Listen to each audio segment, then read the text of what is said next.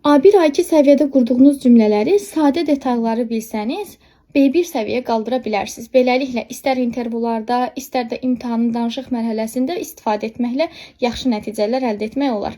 Bu kimi faydalı videolar üçün səhifəmi izləməyi və mənə də dəstək olmağı unutmayın. Çünki belə videoları paylaşmağa ən böyük motivasiyam onların izlənmə sayının yavaş-yavaş artması və sizin geri dönüşlərinizdir.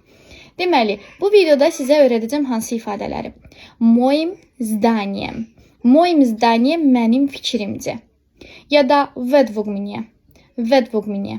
Bu da məncə, mənə görə, mənim fikrimcə. Moim zdaniemlə sinonimdir. Ya da uważam, że. Yazılıda, danışıqda ən çox istifadə olunan budur. Uważam, że. Fikrimcə, ehtimal eləyirəm ki, zənnimcə. Sądzę, że. Sądzę, że. Mən belə düşünürəm ki. Sądzę, że. Mənim düşüncəm belədir. Ya da to zależy od. Bundan asılıdır. Məsələn, to zależy od sytuacji. Situasiyadan asılıdır. Daha faydalı və maraqlı videolar üçün səhifəni izləməyi unutma.